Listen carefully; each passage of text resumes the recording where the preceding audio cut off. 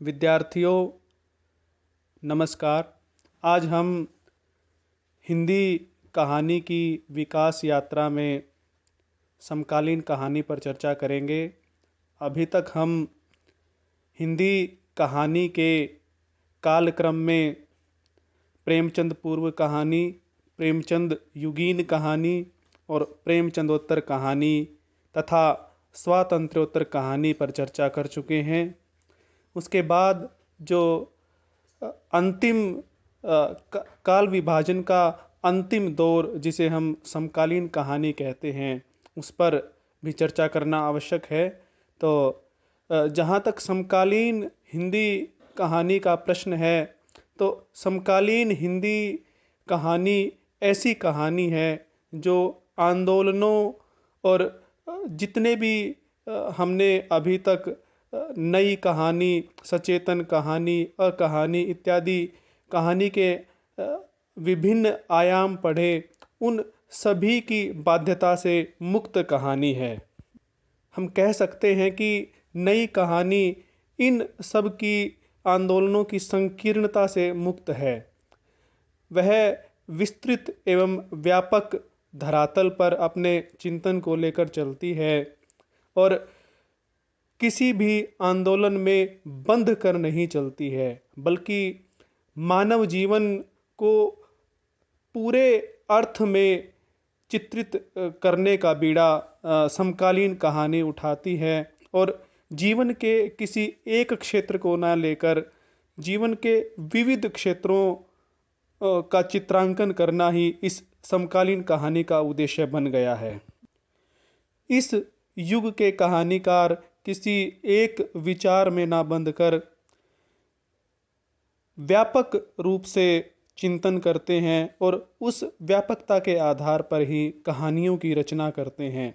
हम इस बात को इस तरह से समझते हैं, हमने सभी ने एक कहानी पढ़ी है कि एक बार 6 नेत्रहीन व्यक्तियों ने एक हाथी के बारे में अनुमान लगाया और उन्होंने अपने अपने ढंग से हाथी की परिभाषाएं दी। किसी के हाथ सूंड लगी, किसी के हाथ दांत लगे, किसी के हाथ कान लगा, किसी के हाथ पैर, पेट और किसी के हाथ पूंछ लगी।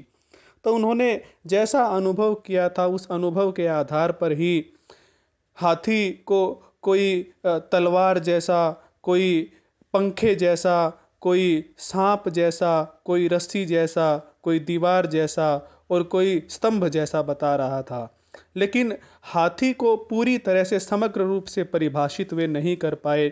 लेकिन जब 6 के 6 ने मिलकर अपने अपने अनुभव और समग्रता से उन अनुभवों को साझा किया, तब वे हाथी की सही परिभाषा को जान पाए।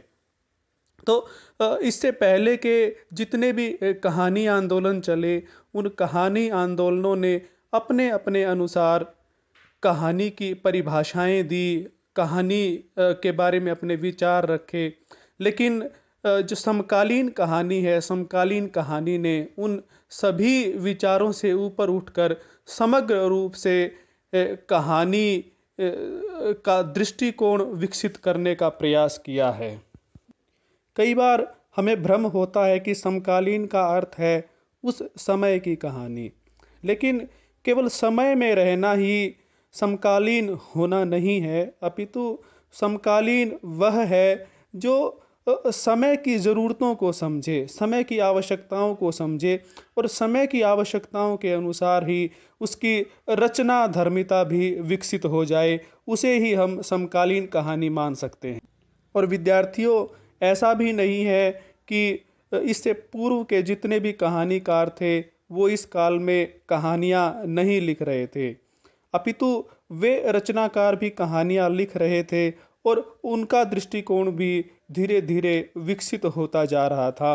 और कुछ नए कहानीकार ऐसे कहानी के पटल पर उभरे जिन्होंने इस समकालीनता के दृष्टिकोण को अपनाकर कहानियों की रचना की।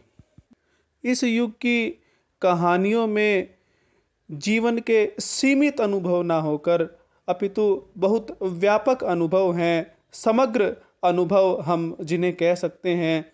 इस तरह से इस कहानी में जीवनानुभवों को चित्रित किया गया है।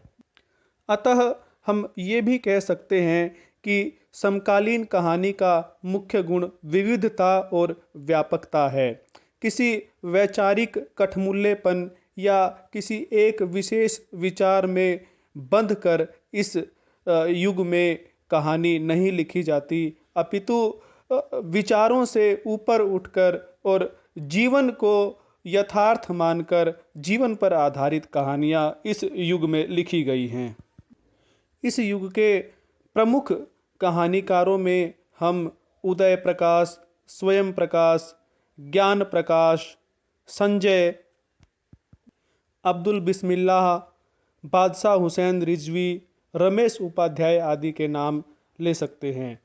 और विद्यार्थियों, इस युग में लेखिकाओं ने भी बहुत अच्छी अच्छी कहानियाँ लिखी हैं और जिन प्रमुख लेखिकाओं ने इस युग में कहानी रचना की उनमें हैं मृणाल पांडे, मृदुला गर्ग, दीप्ति खंडेलवाल, चित्रा मुदगल, राजी सेठ, प्रभा खेतान, सुधा अरोड़ा और मंजुल भगत।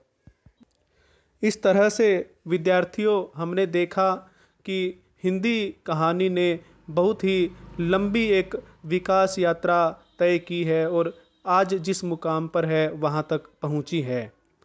विद्यार्थियों, एक और अन्य चर्चा यहाँ कर लेना मैं आवश्यक समझता हूँ कि हिंदी कहानी में आज के दौर में दलित कहानी की भी एक परंपरा चल निकली है।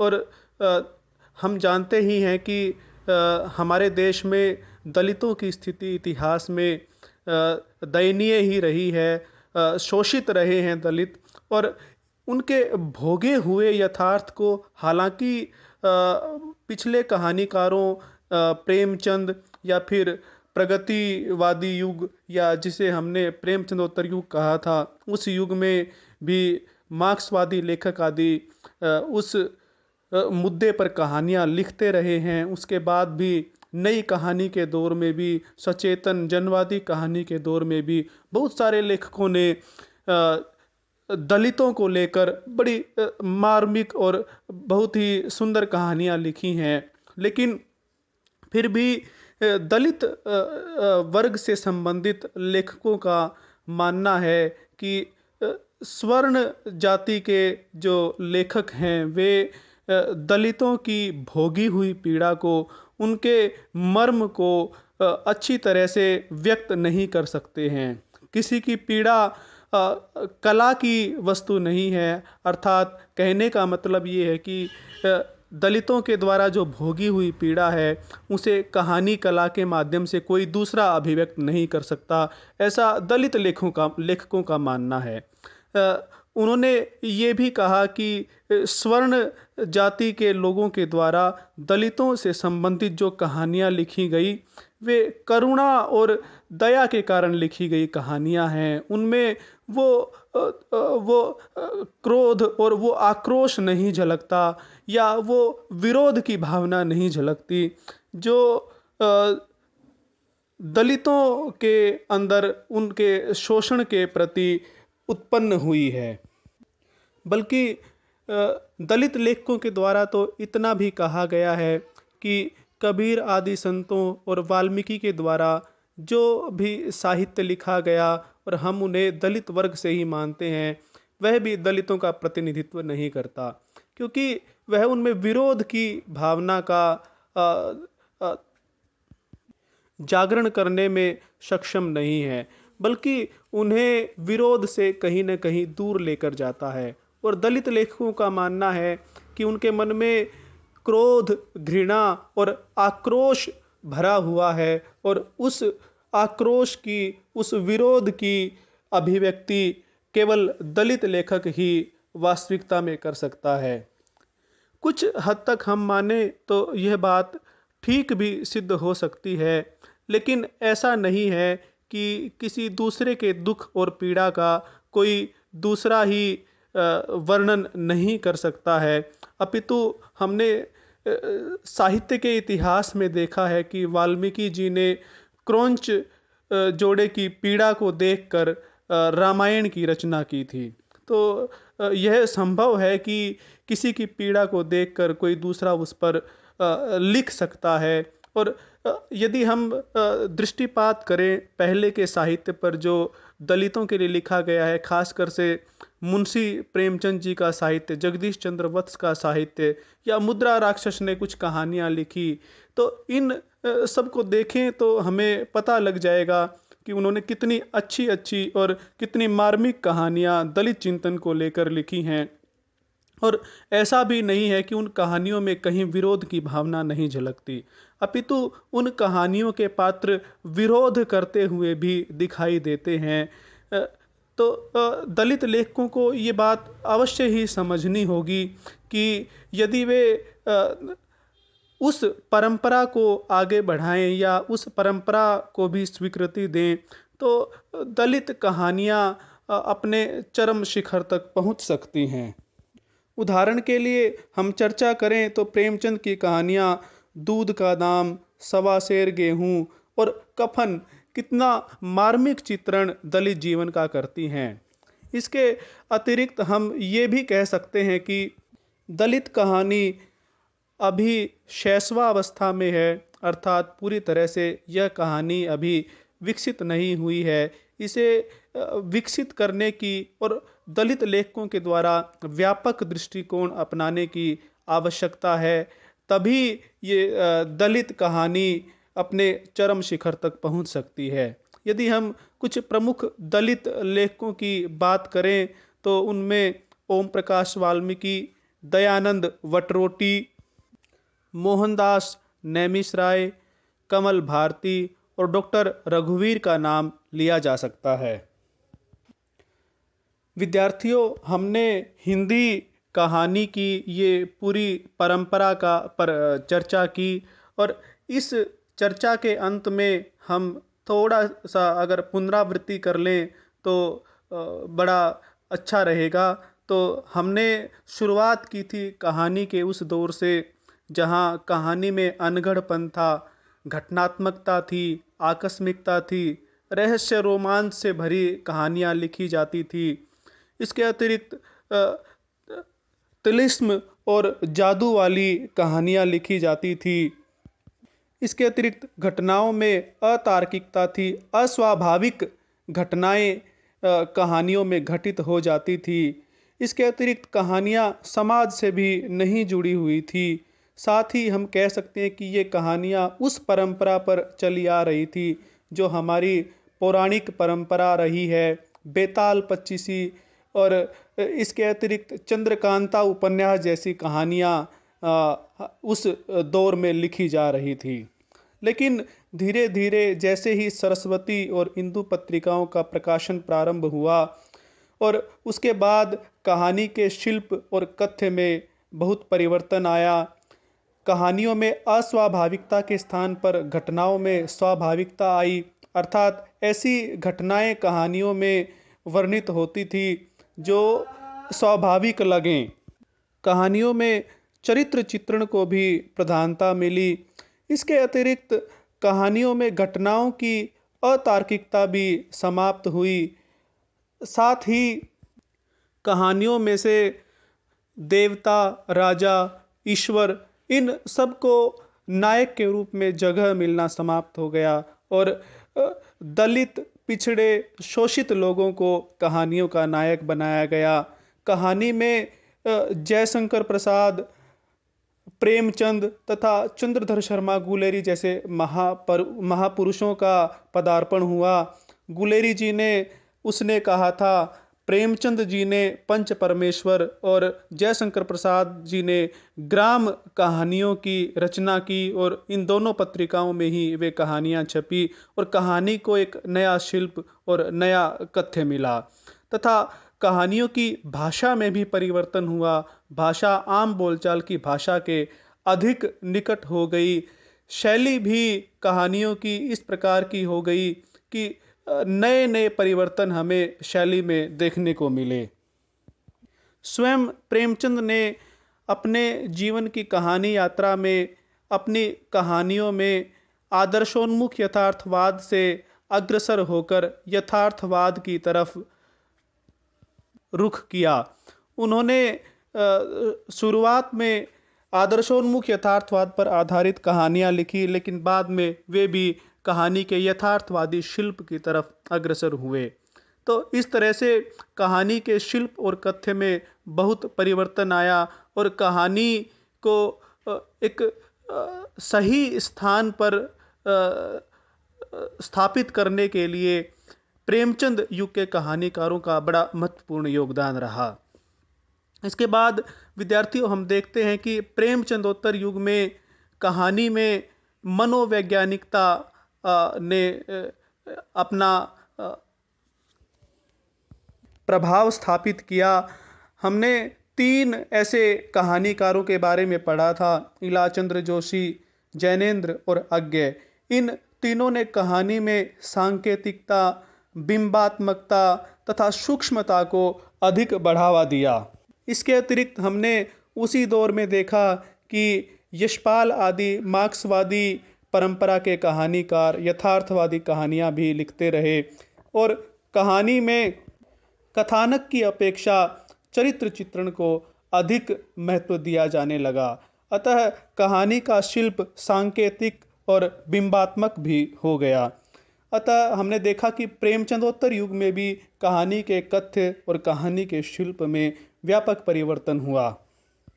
विद्यार्थियों, स्वतंत्रता के पश्चात जब नई कहानी का आंदोलन कहानी परंपरा में प्रारंभ हुआ, तब नई कहानी के लेखकों ने विचार प्रधान कहानियों के स्थान पर अनुभूति प्रधान कहानियाँ लिखने की वकालत की। उन्होंने परिवेश की विश्वसनीयता और जो भी अनुभूत सत्य है, कोई भी व्यक्ति जो अनुभूति करता है उसको प्रामाणिक रूप से अभिव्यक्त करने की बात कही। उन्होंने पिछले कहानीकारों के द्वारा जो किसी विचार को लेकर, किसी उद्देश्य को लेकर, किसी दर्शन को मद्देनज़र रखते हुए या किसी सामाजिक समस्या को मद्देनज़र रखते हुए कहानी लिखने की परंपरा थी, उसके विरोध में उन्होंने एक लेखक के द्वारा अनुभूत सत्य को कहानी के रूप में चित्रित करने की बात कही। और विद्यार्थियों, यदि इस तरह का व्यापक परिवर्तन कहानी लिखने में आता है, यदि कथानक में इस तरह का परिवर्तन हमें देखने को मिलता है, तो उस कथानक को बुनने के लिए शिल्प में भी परिवर्तन होना आवश्यक था। और यही हम देखते हैं कि उस युग में शिल्प में भी बहुत व्यापक परिवर्तन हुए।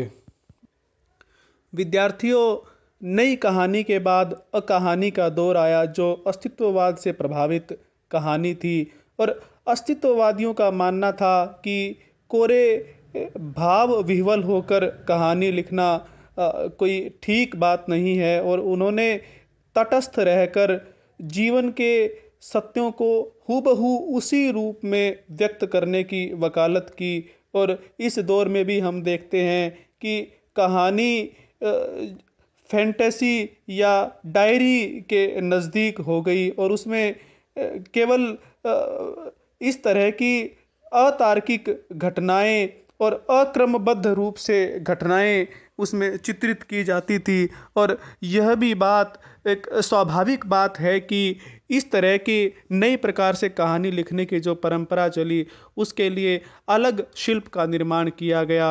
और मित्रों, नई कहानी में जैसे हमने पढ़ा था कि अलग कथ्य के को देखते हुए शिल्प की रचना की गई, तो कहानी में काफ़ी सारी विधाओं के तत्व मिलते गए, जैसे संस्मरण, रेखा चित्र इत्यादि अनेक विधाओं के तत्व भी कहानी में मिलते गए।